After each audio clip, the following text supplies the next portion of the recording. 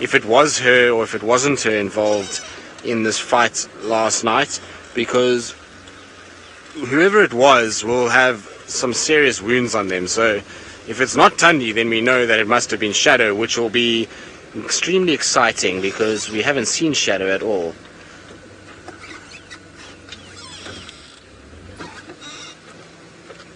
Right, so there's a bird over there. Now, yeah, no, not that I saw. I didn't see any signs of limping or injuries in her tracks.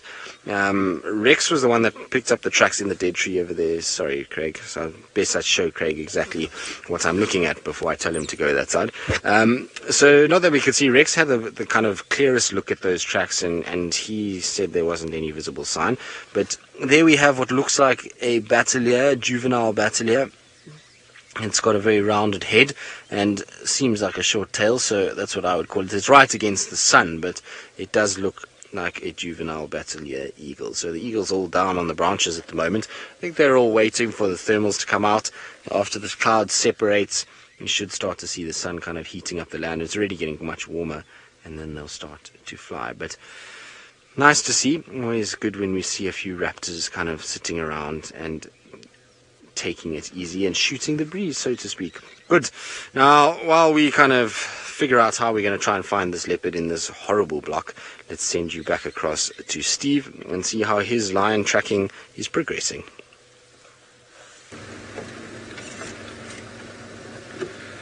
Good luck, Tristan. It is a very difficult block, that one, to track in.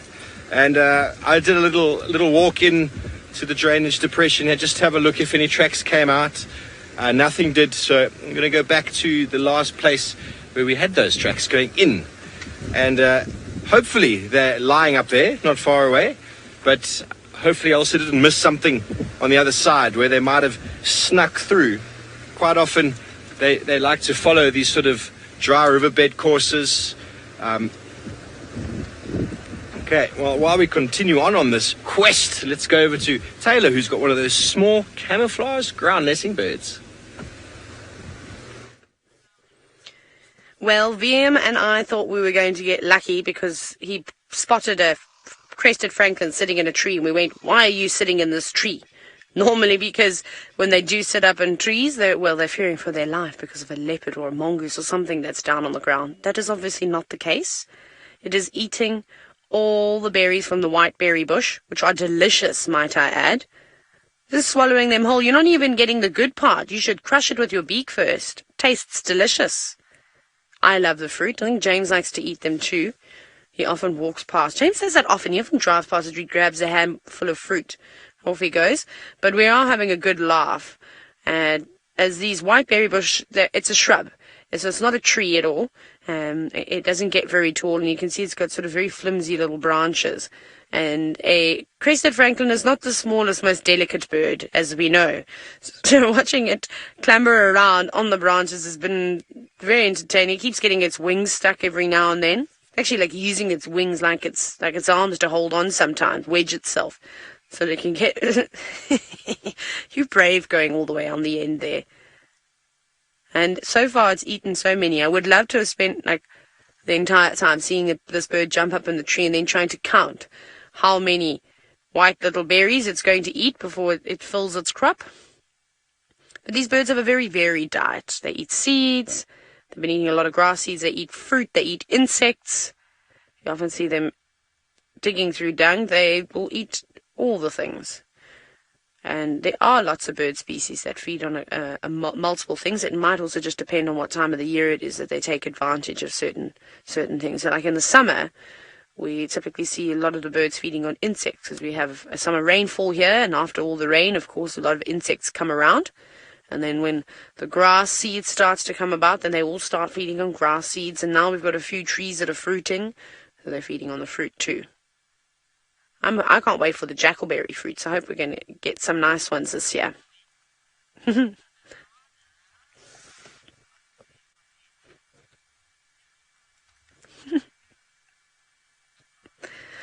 Banana, na na na. Apparently there's lots of A's on the end of your Twitter handle. You've pointed out that the birds have very robotic head movements. They do. It's funny how they just always moving them around quite a bit. They don't stop ever. Backwards, forwards. It's like they're also compensating when they try and fall over. But that was quite funny watching that what is it, Crested francolin move around. What's up there, VM? Did you also hear an African fish eagle call just now? There's 3 birds very far away flying. I thought I heard an African fish eagle calling, but I think that's a vulture. That's a white-backed vulture. Easy to tell, the white paneling in the wings and sort of the white fluff on the back of its head. That is also a white-backed vulture. If they turn, you can sometimes see the white patch between their sort of wings in the middle of their body. And then there was a third one, also a white-backed vulture. Where's the fish eagle? I swear I could hear it. Now, that's not an indication that there's any food. They've caught a thermal, and now they're going to fly right up, probably through the middle of those clouds and above them, and then carry on with their day. We are bumbling now. We're just looking for cool things to look at. I'm actually going to go back to my tree where the squirrels are, and we'll see if we can have a look at the squirrels.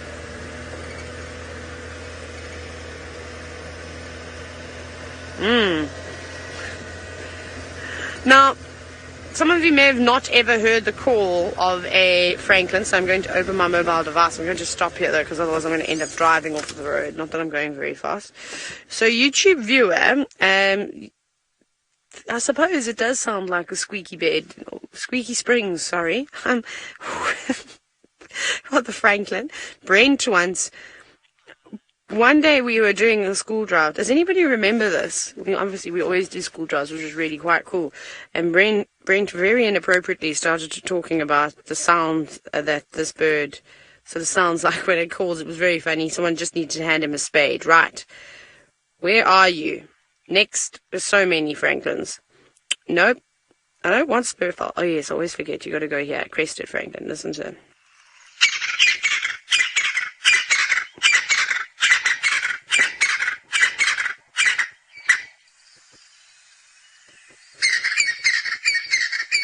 Because that's how they call it. Always move their head. Weird sound. Ben, what does that sound like to you? Like an old manual pump that needs... An old manual pump. That needs like oil. That needs oil, says VM. Yes, I agree. I think that's exactly what it sounds like. So it's a strange call. What does it sound like to you? Hashtag Safari Life. Let us know. Also, when you do bird calls, you have to move your head. That's the new rule. That is the new rule.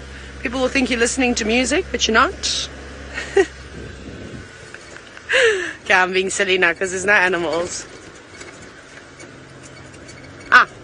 So, ooh, Ryan, you've asked Tristan what his favorite bird is. Now you want to know what my favorite bird is. My favorite bird is the secretary bird, Sagittarius serpentaris. If you'd like to know its Latin name. So any bird, Latin name I know for any bird. No, I know a few more. But it is my absolute favorite. I like lots of different types of birds. Oh, a beetle. Is that a rhinoceros beetle, Vian? I don't know. No, it could be a dung beetle. I may have called it too early. Oh, cool. Don't. Definitely a dung beetle of sorts. You can see spades as feet. A little spade on its head too, for shoveling poop around. I love the way they walk, and that's a really big one. And that is a tough little creature. I've seen them fly straight into trees, bop down on the ground, sort of, I suppose, shake their bodies, and then off they go again. And then beetles are built like boots, like an old tough leather boot that will just never break. Quite cool. We're going to try to not run over it now. Sorry, Ryan, I got distracted. VM, what's your favorite bird? Arrow-marked babblers is VM's favorite bird. That's quite cool. They are like gangsters when they come through camp and they raid. Nikki says that arrow-marked babblers are annoying. They remind me of Nikki a little bit, those arrow-marked babblers. She's not doing her evil laugh. Remember I told you about how Nikki just does the most bizarre evil laugh you've ever heard? There's a python. Where? Oh, there's an Oriole. We were looking for one yesterday. Remember, VM? Let's see where it lands. Let's go chasing after the Oriole. I'm going to keep the car running. We're going to go bird hunting, everybody. No, we're not going to hunt it. We're just going to look at it. There wasn't a python, Nikki. I made that up. I'm going to show you the Oriole, though. Vehement actually spotted a flycatcher. But the paradise flycatcher, oh, I'm sorry we didn't get it. But I just, remembered yesterday we were trying to get this Oriole. I think I can still see it. Is there anyone here?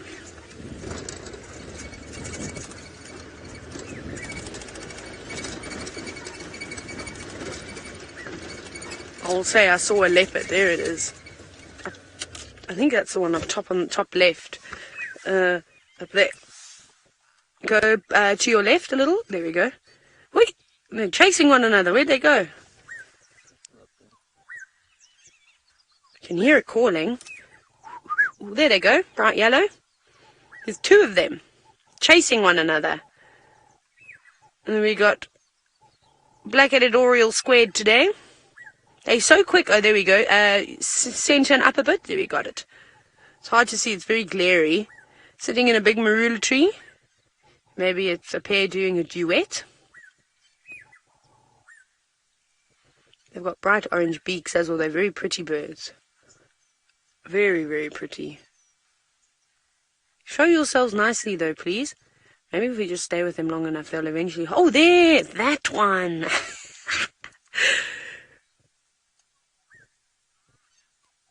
There's two of them. They are doing a duet too. They're typically quite territorial, but I've never noticed any differences between male and female. They look fairly similar, but perhaps I'm mistaken. Wouldn't be the first time. Very nice. And a sighting of a bird that you don't always get to see. When are the Eurasian Orioles arriving? I have to check. I haven't seen one in ages. Let me go back and have a look on my bird app. O for Oriole. Eurasian. Right. Because these are Palearctic migrants, and I need to remember when. I can't remember when they come here.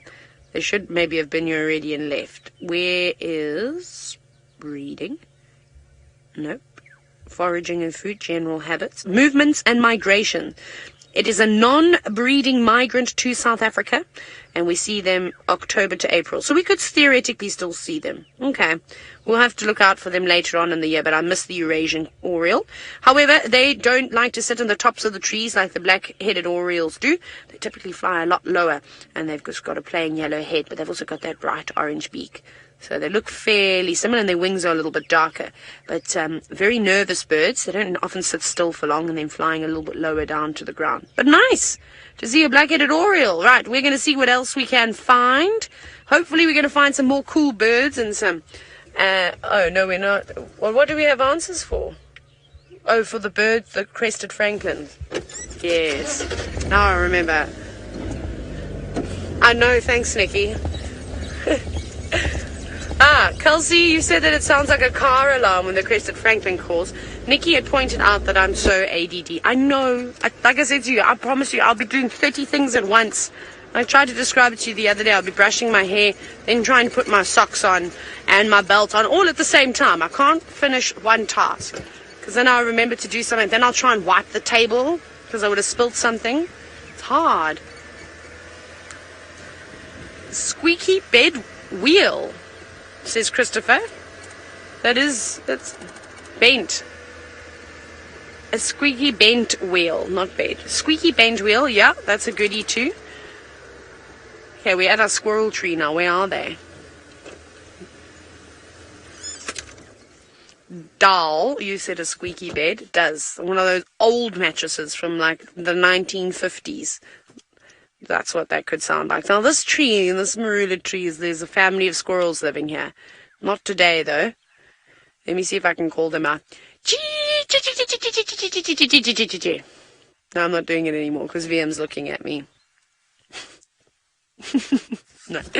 No one is home. I'm not surprised. It is a nice warm day, so they would be out looking for marula nuts, and they've done a good job. I feel like they've raided all the piles of elephant dung in this area, so there's not many marula nuts for them to find anymore. They have to venture on further.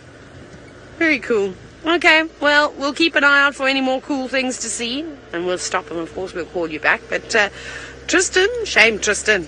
Hey, Where's your luck gone today? Perhaps I need to find you a 4-leaf clover and give it to you.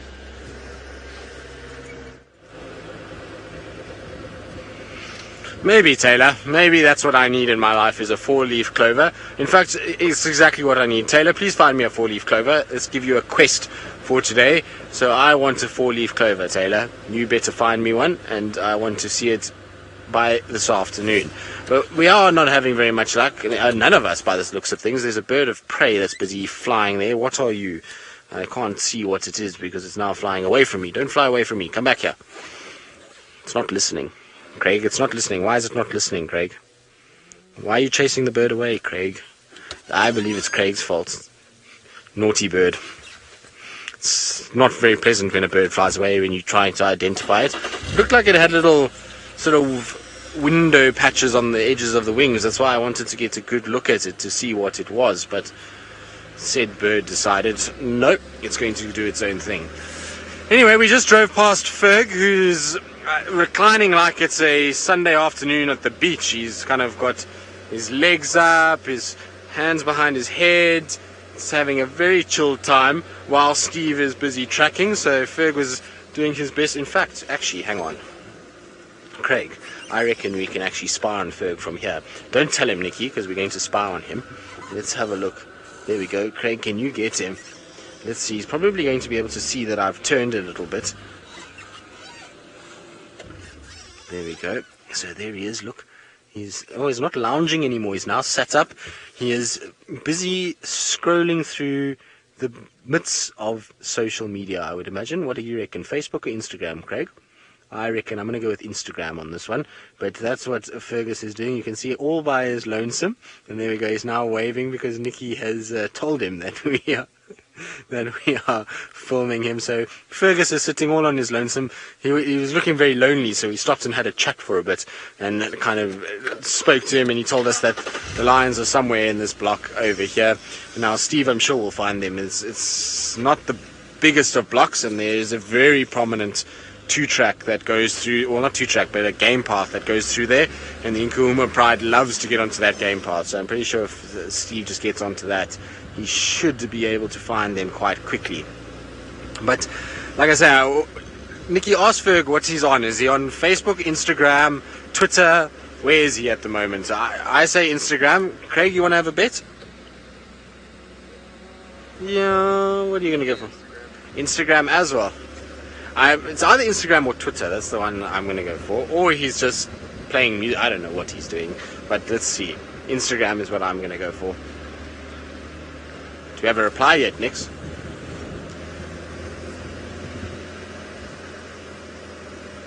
There we go. So I was right. He was on Instagram. Ferg likes Instagram, and he says I should know that because I like his pictures. And yes, I do like your pictures, Fergus. You have a good eye for things, and so I do like Ferg's photos when I'm on Instagram myself. But it's just a good guess. I know Ferg likes Instagram. It's always a good place to go check, and kind of, especially if you're just trying to pass some time. There's lots of amazing stuff in terms of pictures. But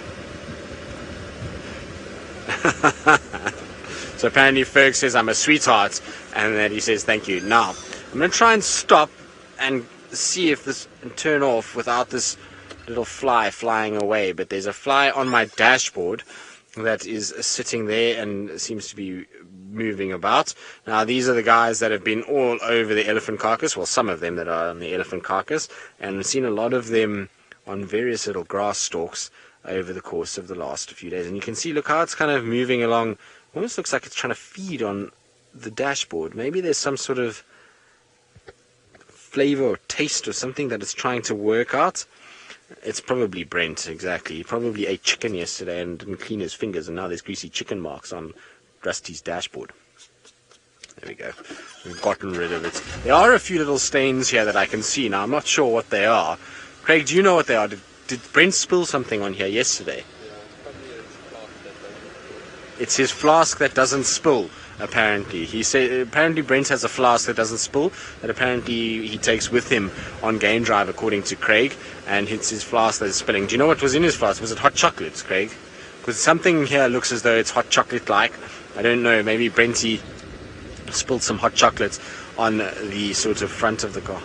on the car, and that's why we have a fly on it. You see, this is the things that happen. And I actually cleaned Rusty yesterday. As you can see by the dashboard, it does now no longer look like the car has been buried for 5 weeks. So it was nice and clean yesterday. I washed the sort of front of the car, cleaned the dashboard area, and so everything's, at least now, it looks a lot better and is a lot cleaner.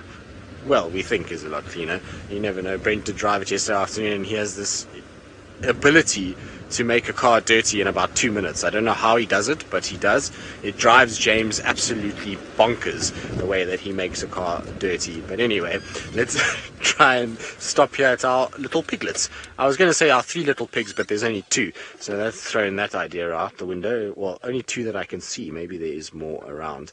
But these are the ones that hang around the Brown Ivory off Zoe's Road. They're here pretty much daily. We see them moving about, and there's the female, and there should be more than that. There's normally 4 of them that are here in total, so maybe the others are still coming along, feeding in the background. And so you can see mom there, and then piglet that was in front at the moment. So the piglet is getting quite relaxed these days. They at first were very kind of nervous and used to run away from us, but there you can see quite relaxed and busy picking up all bits of grass and basically just acting like a massive lawnmower that's going to go around and scrape up things. And you'll see every now and then that they use their snouts and they kind of dig up first. And so they also target the roots quite a lot. And warthog loves a good tuber and root, and so they do dig fairly regularly. But off it goes. There's a nice big round tummy. I suppose it is that time of the year where most of these animals that feed off grasses and those kind of things are going to be quite fat and full and round. So done very well to survive given the leopard density that we've got. Oh, there's the 3rd one. So they are 3 little pigs. Very neat hairdo. Yes, that little one obviously is concerned about its image. It's in its teenage years, Nikki, so it's very concerned about what the other teenagers will think about it. So it's made sure that it's brushed everything very nicely and looking prim and proper. Do you think it's the skinny jeans type, or what do you think it is? Hipster? What are we going for here, Osti? So Nikki always will give us some fashion advice, although we should actually ask Taylor, because Taylor has obviously gone into the fashion industry now that she's been dressing Maurice. So Taylor, what do you think warthogs would wear? Would they be hipsters? Would they be goth? Would they be I don't know what they would be, but maybe Taylor will come up with a solution for our warthog piglet, who is very well groomed. He now just needs an outfit to go with his grooming. If it's a he, I don't even know. I wasn't paying attention too much, but for our young pig. Now, while our pigs disappear and their little bottoms walk away from us, let's send you across to our fashion advisor, Miss McCurdy, so she can give us an idea of what she would dress our pigs in. Yeah. Right, VM and I have had a serious discussion about this now, and so we've decided that we think warthogs would actually like to dress quite smartly. So Tristan, what an insult, saying that they'd be hipsters and all these types of things. Never. Warthogs are classy pigs. The men would be wearing suits with top hats, says VM, and I agree. I think the ladies would have red nail polish on, obviously, but they would have very smart dresses, but sort of a little bit old school, so maybe a floral pattern, nothing too revealing, long sleeve, well, they're definitely covering the shoulders, long right down, with a nice pair of heels, not stilettos. We're not talking about runway fashion here, but I don't know how to describe it. Maybe someone can draw a picture of warthogs in their smart attire, and even the ladies could wear a little bit of a hat, like if you were going to a big race day, horse racing day, the kind of outfit you'd wear to something like that.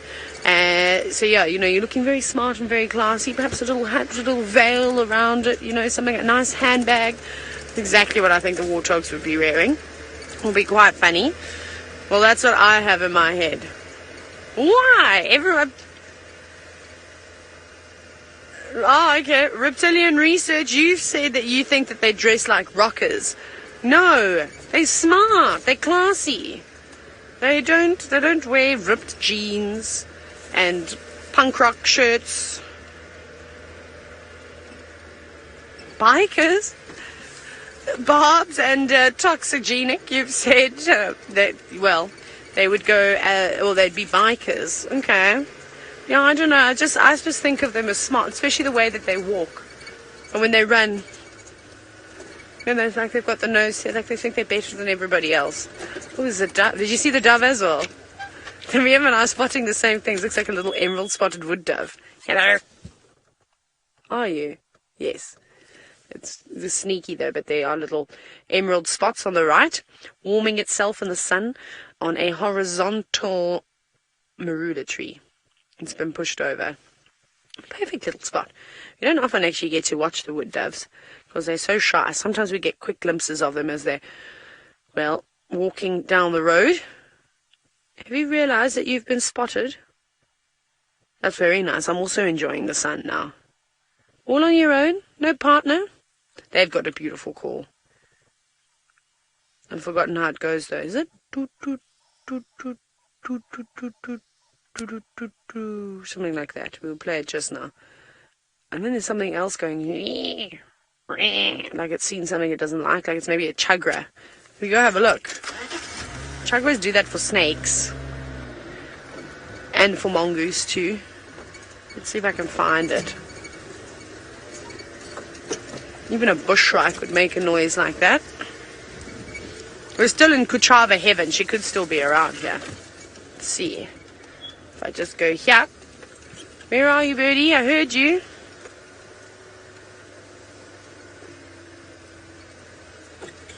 A little testicular. Sounded a bit bigger than a testicular. No, I can't see it now. These bush willows, it's so thick, so there could be like 30 birds on one tree and you wouldn't even know. No leopard tracks that I can see on the ground. Well, not here anyways. Ah, I was hoping to see a chagra. I like chagras. They're lovely birds. They've got very beautiful calls as well.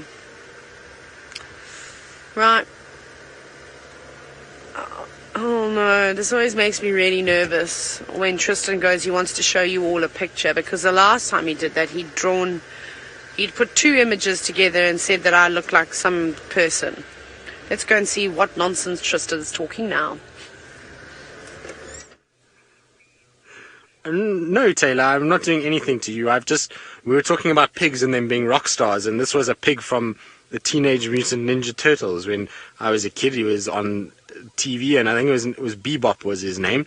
And that's I think if we're going to dress warthogs, shouldn't we dress them like that? Do you think that works for a warthog? I think it works for a warthog. We'll have to send this to Taylor because she might be a bit young to have seen this, because it was in 1987, which was probably before Taylor was even born. So we'll have a situation where we'll have to send that to Taylor. But I think that's what warthogs would look like. I think it was an accurate description, and they have their kind of chains and their little nose ring and their kind of mullet haircut that they'll have, and their I suppose mohawk on top, and then it kind of goes down to the ponytail. Works well for a pig. So that sounds right for warthogs. Now, I'm on Zoe's Road. Let's get back to more serious things. And I'm on Zoe's Road, and Steve said to me he had tracks for a leopard walking south on Zoe's Road, but that the Nkuhuma tracks also come directly towards this area. So I just want to quickly check at the old hyena den, because the track that they take, there's a big game path that they often use, and then it pops them out right where we are now. So I just want to double check that they haven't popped out here.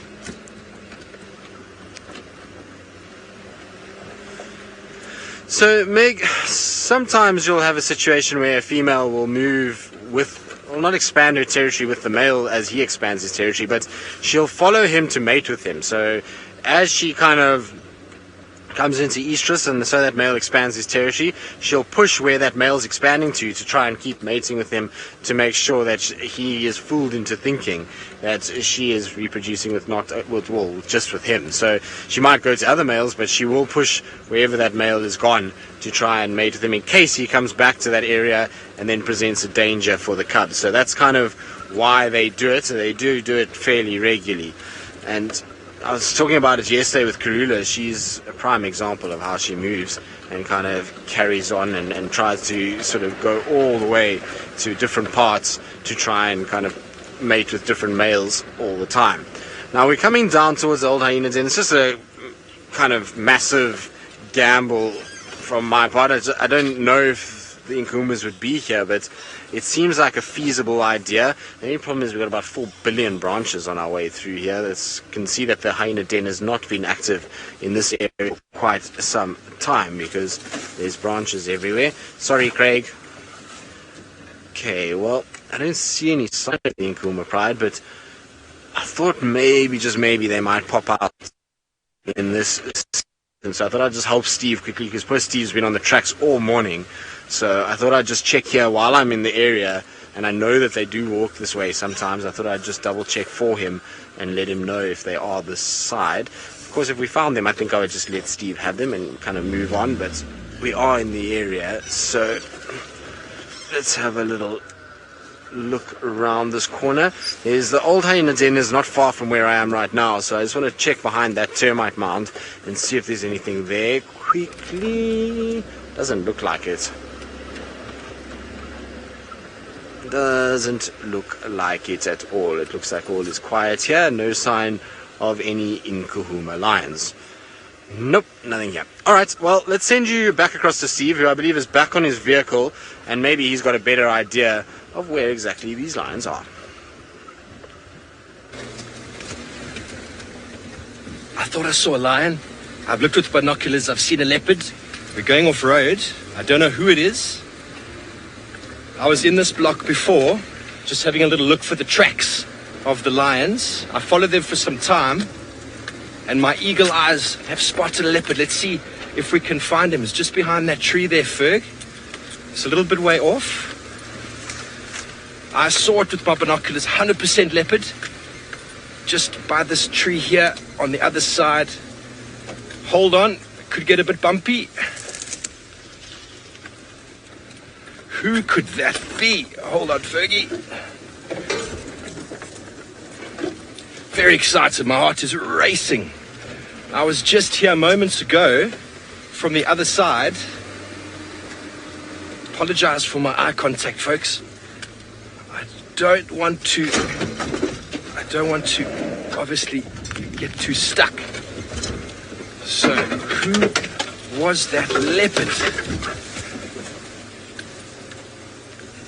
Is it going to sit still? I just in my heart get the feeling it was Hukumuri, but I don't know. Just kind of had that look about him. Hold on, Ferg.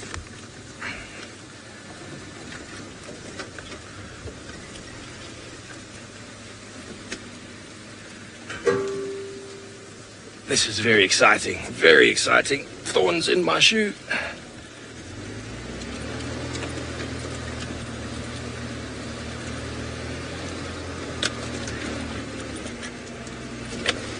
Now, I saw it just here, close to this termite mound, behind this bush.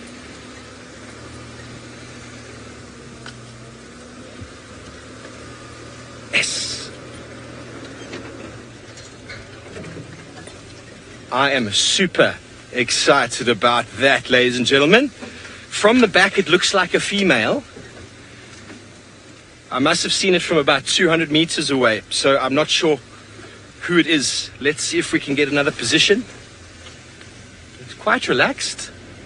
Does look like a female to me now. Sorry, folks, I'm going to get you in a position now to... She's hiding in the bushes. Is she hiding? Why is she hiding? This is bizarre. She's inside this bush, folks. She's inside. I don't know what she's doing. Maybe she's trying to ferret out a little scrub hare or something. She didn't seem to be bothered by us, though. So we're going to have to play the patience game. It's definitely inside this bush. Hey, Ferg? Can you see her? Here we go. Look at that. We have got a leopard. We have no idea who it is. And I don't know if it's hiding from us. Normally, if a leopard was not happy with our presence, it would have run away.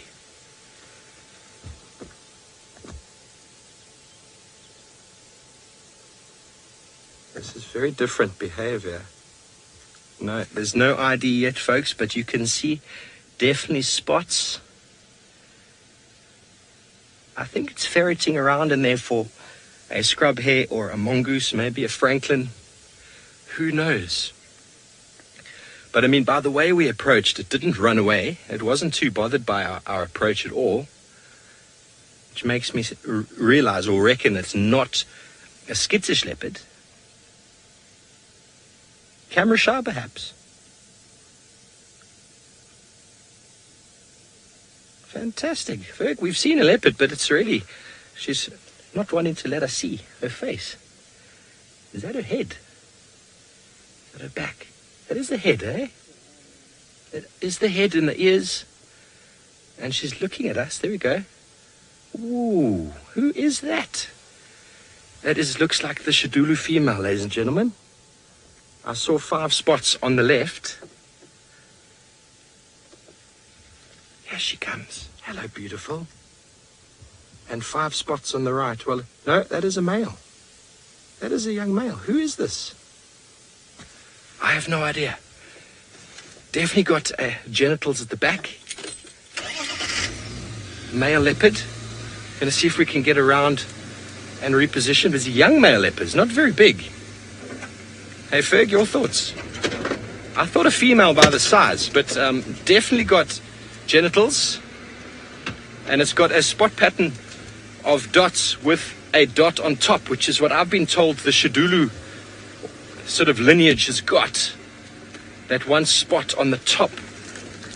Let's just stop right here as this individual sort of ferrets around in the undergrowth there.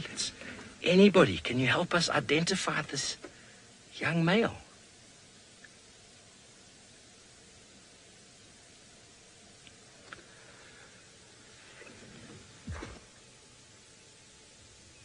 So it's 3 and a 1 on top on the right-hand side. And the left-hand side, I didn't see the spots, but definitely had 1 on top. Absolutely marvelous. Let's get back around there.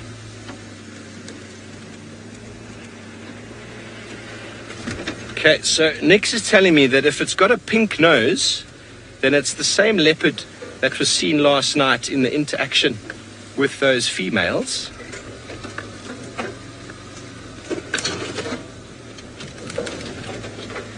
Let me stop here. Let's see if we can get his nose. Not a big cat. Young male leopard. How fantastic. Well, I need to get around. We've got a few obstacles in our way here. So, hold on. Ferg, if this is a new leopard, how marvelous is that? Hey, I'll take that any day. Okay, let's go back to Tristan while we try and get another position to see this guy. Well done, Steve. It just goes to show a bit of perseverance is always welcome, and that you can get lucky when you are sort of put in a bit of effort. And so it's not the lions, but certainly will take a leopard any day of the week. Now, I believe that is it a male or is it a female? Nikki says it's a male, so maybe it's that new male that was with the females last night. There are tracks of a young male. Well, it looked like an adult female, maybe a young male. I didn't look nicely. Oh, there goes a diker. On Rebecca's Road. So I'm pretty sure that's the tracks that Steve was looking at earlier. And I was just kind of on the back of those tracks when Steve found that leopard. So that's really good news. I'm super glad for Steve. And hopefully he'll be able to get a nice view of it. And we'll get an idea of exactly who it might be and what's going on there. We also have found no sign of the lions, so I don't know if Steve might be right next to the lions as well at this stage. He might have a situation while he's kind of trying to find those lions, bumped into a leopard, and maybe the lions aren't far either. But they're not around the old hyena den. They're nothing coming out of Rebecca's, and nothing coming out on Zoe's. So they've got to be in this block somewhere. It's just probably having a little rest and having a little snooze and sleeping off that kudu for the second day in a row. Just trying to check quickly back this way, just in case. I'm 100% sure these lions are still sleeping, so I don't think that they're still mobile. But while we try and kind of have a little look, let's send you back across to Steve, who's, I think, got a better view of that leopard. We do have a better view. Well, we're trying to anyway. It's moving quite deliberately, and it is getting very thick here. I'm trying to communicate with the game drive, Nix, but I'm getting complete static in my ear, so I'm not managing to communicate with anyone about this sighting. And if I am, I'm not hearing what they are saying back. So, sorry, folks. Sure, Nix, if you could just tell Tristan that it's heading towards Philemon Cutline around Shabamu Junction area. We're in the block heading south towards Philemon's Cutline. And the vegetation here is enormous. So hopefully we can get around him here. Ferg, you keeping your eyes open there, bud?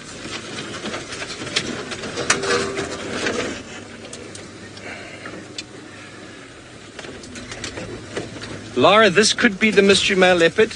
Nix said that it had a pink nose.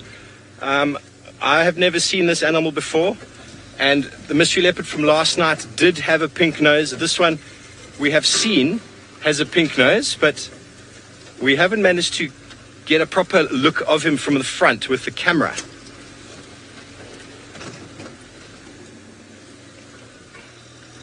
So, he's here somewhere. Thanks, Fergie.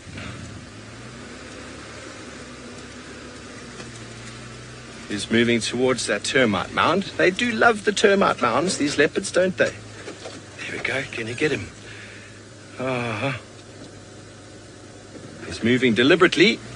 Let's try and get in front of him. I am really trying, folks. I do apologize for the bumpiness, but Ferg and I are extremely excited. We have managed to find a leopard this morning.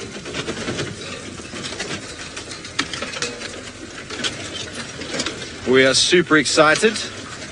We were on the hunt of lions, who I think are still inside this block. I moved in, I had a look, I went as far as I felt safe, and there were some leopard tracks coming in from the other side that I thought were actually females, which is obviously goes to show how similar a young male and female tracks can be. How's there, Ferg? There we go. Isn't he beautiful? Give us a look, my friend. Welcome to Safari Live. Whoever you are. He's smaller than Hosanna, in my opinion. He's not a big cat. Not a big cat at all. But my ability to age leopards by looking at their size is quite limited. So please, those of you out there taking your screenshots, send them through. #Safari Live. Tag me in it, please. Tag Tristan. Be wonderful to be able to see this guy. Tristan did get a look at him last night. The landowner, he got a photo and managed to show, if it's the same guy, and he managed to show Tristan that this morning or last night, and Tristan said he's never seen him before. Don't want to disturb him. We can't move left here. We got to get around him somehow. I can see Tristan just off to my left here. Tristan's just south of me right now, Nix. So if he wants to stand by there, he might be able to get this male coming out.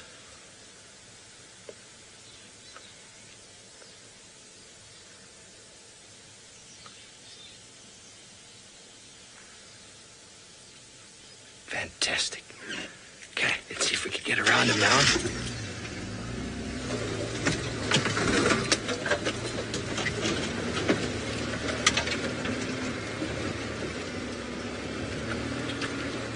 Tristan, he's heading directly towards the road.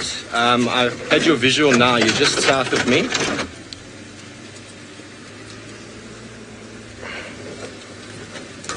So very exciting. Everyone is very keen, obviously, to see a leopard today.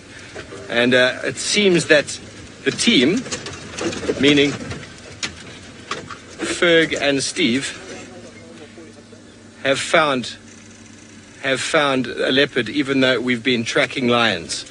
So he's now lying down just here in the grass, and hopefully Ferg can get in there. He's busy licking himself or rubbing himself in some dung. We're going to try get some better visuals, but I think, okay, we're going to stay. Let's have a look at this beautiful young male. How beautiful is he?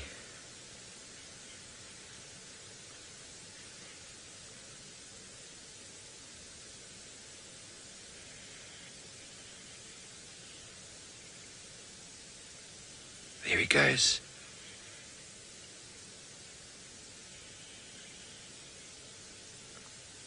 Okay, fantastic. Let's get around him again. He seems to be going in the direction we want him to, but my game drive radio is really giving me trouble in my ear, so those people on the road will just have to follow the sound of my vehicle as we try and get through here as gently as we can. Hold on, Ferg. While we do that, let's go over to Taylor and we'll try and get in a better position for you. Look at what we've got. We've got a waterbuck that looks like it's wearing pigtails today. Don't you think, Vim? The horns are so far out to the side. Well, that reminds me of pigtails. I don't know why. They've got beautiful horns. I love all the ridges that they have. And, well, you better stay clear and stay in this area, waterbuck, because there's a big bad leopard out and about that would find you quite tasty. He's quite big. He hasn't got massive horns, but he's big in body size. Very fit. It's not always about the horns, hey boy? Not always. He's lovely. Just sitting, listening, all on his own. Oh, something caught his attention. Nose wiggling.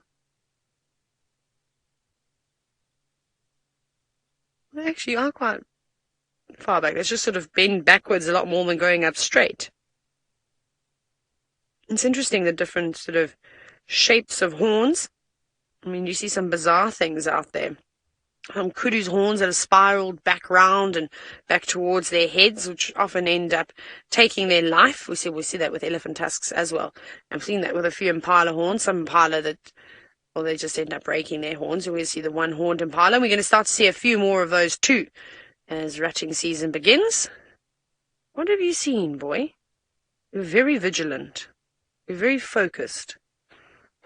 There was a little steenbok running around. We tried to put it on earlier, but it disappeared. Maybe he's seen that. Maybe that's what's caught his attention, because it's kind of in the direction that he's looking at now, moving through the grass. You'll be quite nervous, and just, especially when you're on your own, you'll take extra precaution. Very nice. Okay, well, let's carry on. Vim and I are doing a boundary patrol at the moment. Thank you, Waterbuck, for your time. He's now running away. He's rather big in terms of muscle on his body, and he's plump with all the grass that he's been eating too. Okay, we're doing a boundary patrol to see if we can find any tracks of animals, and we're also hot on the heels of a herd of elephants. So we're going to keep trying to find those big grey giants. Off you go, back to Tristan. Well, we're just sitting here. Good luck, Taylor, and hopefully you'll get a sort of bit of luck with the elephants. Now we're sitting here watching Steve. It's quite fun actually watching somebody following a leopard. It's a bit of a different perspective when you sit and watch somebody bouncing around through the bush. And so Steve asked us just to stay on the road in case this male comes trotting out and we can get a view of the kind of leopard on the road itself. So we're just sitting here. I was actually trying to get out of the area. I thought he was much further towards Rebecca's side than he was Philemon's side. But like I say, we'll just stop here and just kind of shadow Steve a little bit, and if the leopard crossed the road, well, then we can at least get a view of him. Otherwise, we'll just wait for Steve to kind of go over and then carry on our way. But it's an interesting thing to have another male leopard. I had a look at the photo already, and it is definitely the same leopard from last night. So where he comes from, who he is, I have no idea. But given his semi-relaxed nature with a vehicle, he's obviously come from a place where they know cars. Anyway, let's rather send you across to Steve than looking at my boring face. Let's have a look at that beautiful leopard. Boring, I don't think so, Tristan. But yeah, this leopard, apparently we've got the same face. to a lot of you viewers out there. But this young male is sort of moving up and down. He doesn't have any sort of deliberate direction, it seems. We're not far from the road. I can see Tristan just parked over there. And he is quite relaxed, this leopard. And to me, he's a small male. That's why I initially thought female. But from a distance, the face just reminded me somewhat of Hukumuri, those eyes, you know, something about it. But that was from 200 meters away. So, yeah, definitely more exciting than our faces, that's for sure.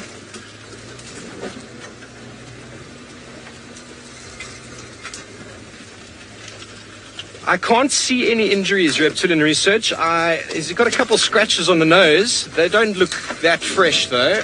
And nothing, obviously, on the body itself. Here he is again.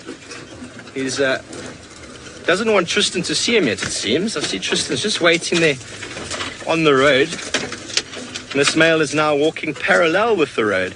So I'm going to try to get in front of him so that you can get a good look at his nose. He's getting a few open patches here, which is wonderful.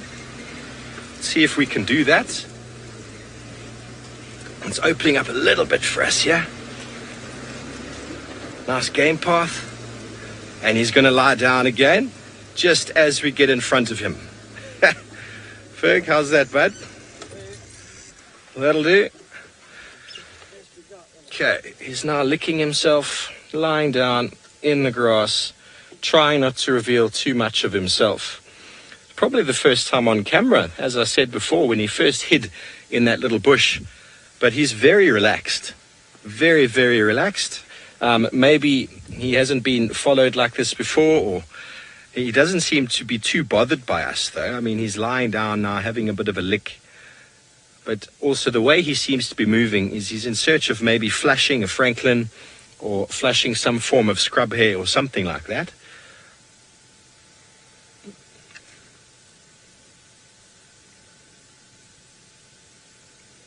Yeah, that's fine, Nix. I think Tris can move off if need be. Thanks very much for your help.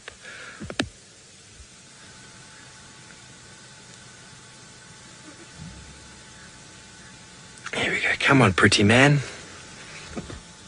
There we go. Did you all see the pink nose? Beautiful. On the one side, on his right side, he's got 3 spots with 1 dot on top.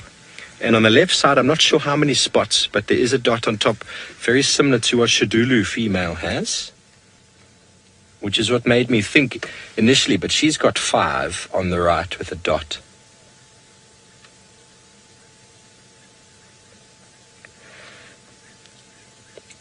Yes, definitely relaxed, enjoying a little bit of lick. But can you imagine trying to find this, ladies and gentlemen, if you didn't know it was there? Impossible, really.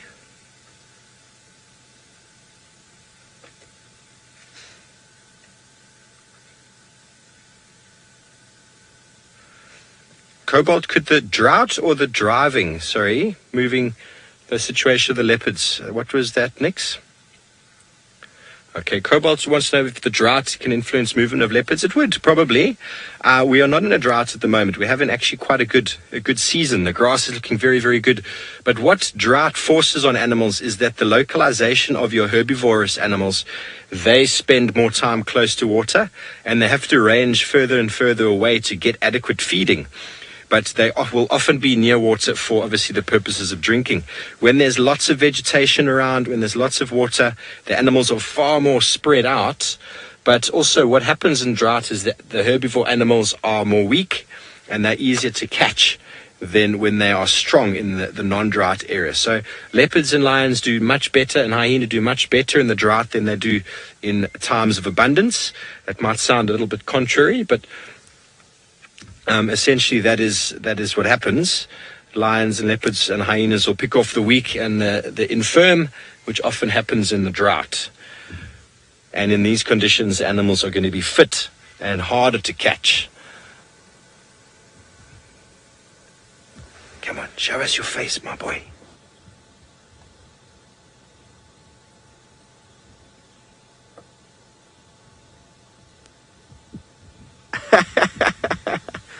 David, here we go. The spot pattern is a 3, almost a 4 with a 1 on top. Okay, that's marvelous. There we go. There you get a good look at him now. And now he's going straight back to the road. Fantastic. I believe there are other vehicles that are coming on their way to see him. So let us reposition again.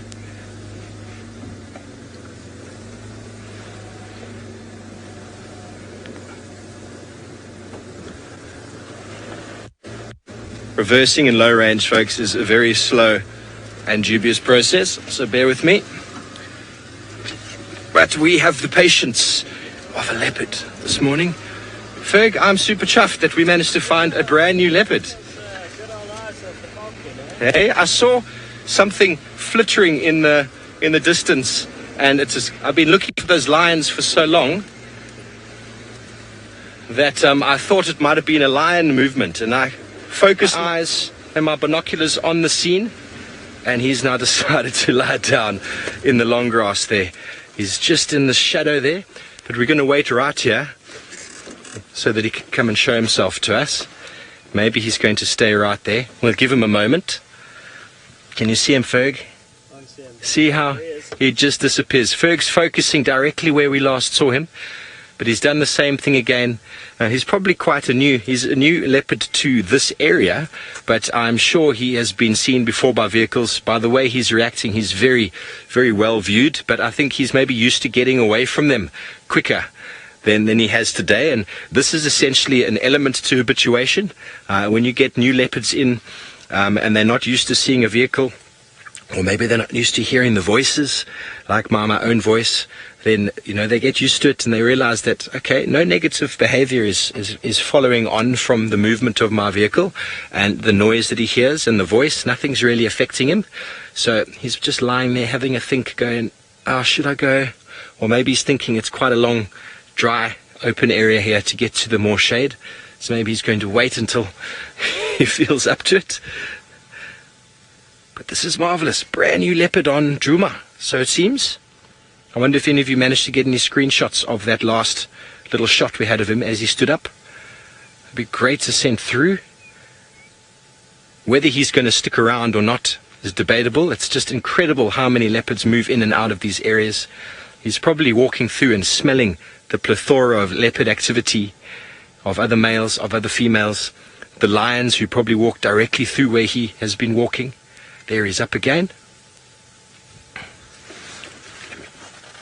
Get on the other side of this termite mound, Ferg? He's walking directly towards the road now, which gives us a little bit more of a vantage point. A little bit more open. And he's either going to come around or he's going to go up. Or he's going to change direction and go around the other side. Yeah, so as relaxed as he seems, he's not 100% comfortable with vehicles, but we are not giving him anything to worry about, and we're giving him space. Just going to wait over here again and see what he decides to do. There he is. Going to see him cross the road now, so I'm going to give him nothing to worry about. Oh, he's standing on a log. Standing on the log. Okay, there he's going. There he's going. Okay, he's in the road. We just give an update on the radio. Stations, this young male leopard is now mobile on Philemon's cut line in a westy direction.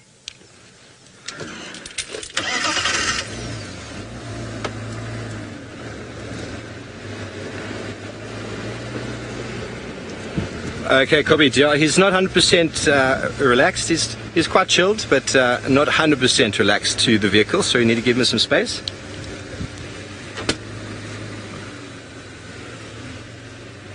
How beautiful is that? I'm going to come back afterwards and have a look at the track. There we go. That's the first time he's heard a clutch drop. Sorry, boy. Did you see how he reacted to the clutch drop? And he had a look. No negative behavior afterwards, and then he carries on as normal. So habituation means that they get used to all the funny noises that the vehicle makes, the funny noises the guest might make with their cameras or with their laughing. Some people have some very strange laughs. So that's all part of the habituation process. The noise of a radio, we have earpieces so they don't hear that, but the loud crackle or squawk of a radio can often be something that... We're just got another vehicle joining us here.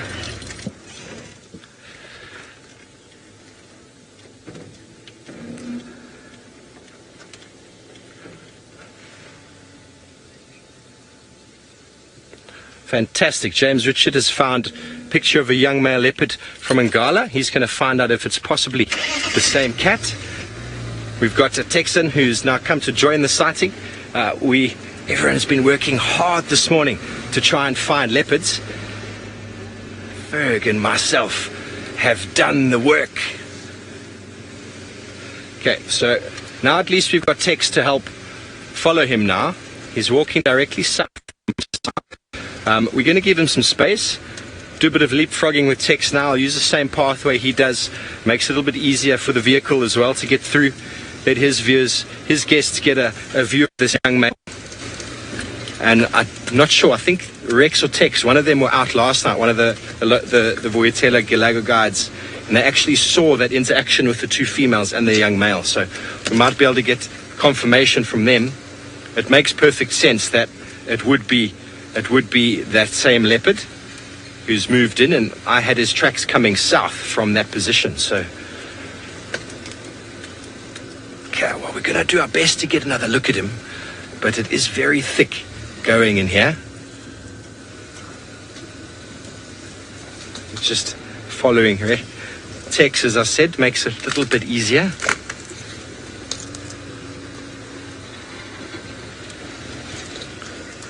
Thanks Tom, thanks Ryan. Yeah, you know, we do all of this for you guys, but in actual fact, Ferg and I do it for ourselves. Who doesn't want to see a leopard? I mean, we put our work in this morning to find lions, and we weren't able to, but they've moved. They're in that block right there where we found this leopard. So, well, unless I've missed their tracks getting out, it's possible that has happened. I'm hoping that's not the case, but they definitely didn't cross Triple M boundary to the west, which Tristan checked. I have good faith in his tracking abilities. And let's see if we can get another look at this guy. There he is. Let's go this way around.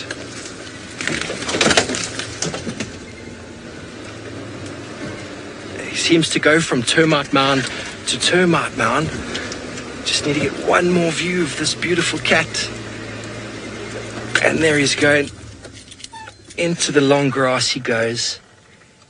What a marvelous morning, ladies and gentlemen, from myself and Ferg, who are starting to get quite hot in the sun as we watch the last distance visuals of this male leopard disappear into the long grass. I'm glad we were able to find it for the other guides. And thank you those who've been watching this morning, from FC, Taylor, myself, as well as Tristan. We're all very, very happy you're able to join us. Please send your screenshots, and we'll see you this afternoon for another live game drive.